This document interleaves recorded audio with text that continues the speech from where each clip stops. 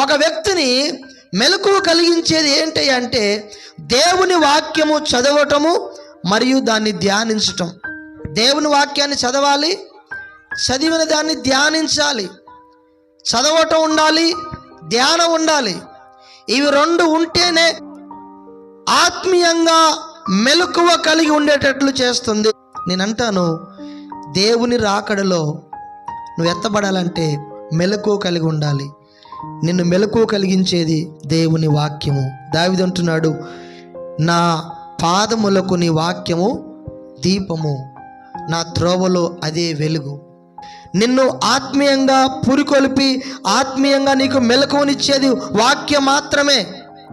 వాక్యం చదవకుండా, ప్రార్థన చేయకుండా నువ్వు ఈ భూమి మీద ఎన్ని సంవత్సరాలు చర్చికొచ్చినా, ఎన్ని సంవత్సరాలు భక్తి చేసినా ఆ రాకడలో మాత్రం మెలకువ రాదు. మెలకువ రావాలి అంటే వాక్యాన్ని చదవాలి, వాక్యాన్ని ధ్యానించాలి. చదువు రాకపోతే నా పరిస్థితి ఏంటి పాస్టర్ గారు నువ్వు అనుకోవచ్చు. చదువు రాకపోతే నువ్వు ప్రార్థన గట్టిగా చేయాలి, వాక్యం వినాలి. ఎక్కడ వాక్యం దొరికితే అక్కడికి వెళ్ళి వినాలి, శ్రద్ధగా వాక్యాన్ని వినాలి, విన్నదాన్ని మర్చిపోవద్దు. కాబట్టి వాక్యాన్ని నిర్లక్ష్యం చేయకూడదు, ప్రార్థన నిర్లక్ష్యం చేయకూడదు. కనీసం రోజు మొత్తంలో 1 గంటను నువ్వు ప్రార్థన చేసుకోవాలి. రోజు మొత్తంలో నీ ఖాళీ సమయంలో 1 అధ్యాయం అన్నా నువ్వు చదివి దాని గురించి నువ్వు ఆలోచించాలా. 10 వచనాలను నువ్వు చదివి ఈ వచనాలలో ఏముంది, దేవుడు ఏం చెప్తున్నాడు, ఎలా జీవించమని చెప్తున్నాడు. ఒకవేళ నిన్ను పరిశుద్ధంగా జీవించమని ఆ వచనాల్లో రాయబడితే, అయ్యా నేను పరిశుద్ధంగా జీవించుటకు సహాయం చేయని ప్రార్థన చేసుకోవాలి, ఆ వాక్యాన్ని ధ్యానించాలి. ఇవి రెండు లేకుండా ఆదివారం ప్రార్థనకే వచ్చి ఆదివారానికే పరిమితమయ్యి పనులు నేను చూసుకుంటానంటే దేవుని రాకడలో ఎత్తబడలేవు. నల్గొండలో ఆన్లైన్ ప్రార్థనకు పిలిస్తే మంగళవారం రోజు వెళ్ళాను. వాళ్ళకు ఒకటే చెప్పాను, మీరు చర్చికి వచ్చేది ఎందుకంటే ఒక ఆమె అన్నది, అయ్యా మా ఆయనకు బాగలేక నేను చర్చికి వస్తున్నాను అన్నది. లేచి నిలబడి, అన్న సరే మంచిది అమ్మా, రోగాలు బాగా అవటానికి, అప్పులు తీరటానికి,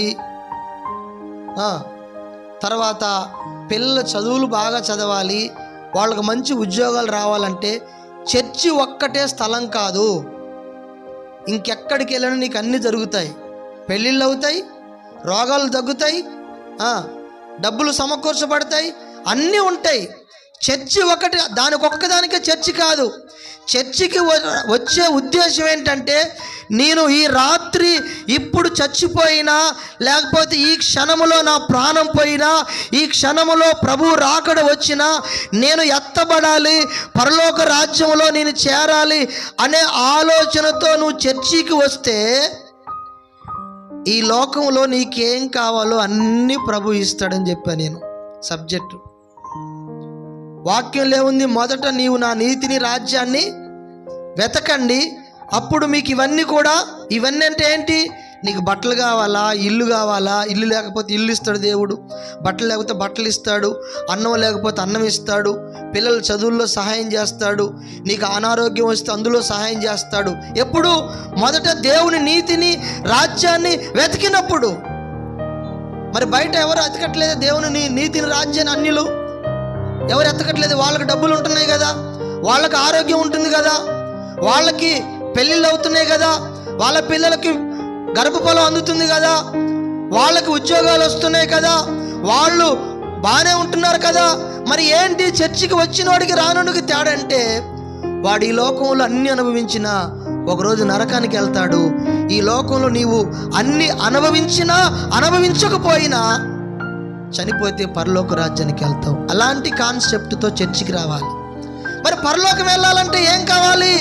మెలకువ ఉండాలి, ఆత్మీయ మెలకువ. ఆత్మీయ జీవితంలో చచ్చుబడిపోకూడదు, ఆత్మీయ జీవితంలో చల్లారినట్లుగా ఉండకూడదు, ఆత్మీయ జీవితంలో నిద్రపోయినట్లుగా ఉండకూడదు. మెలకువ, ఆ మెలకువ నీకు కలిగించేది ఒకటి ప్రార్థన, రెండవది దేవుని వాక్యము.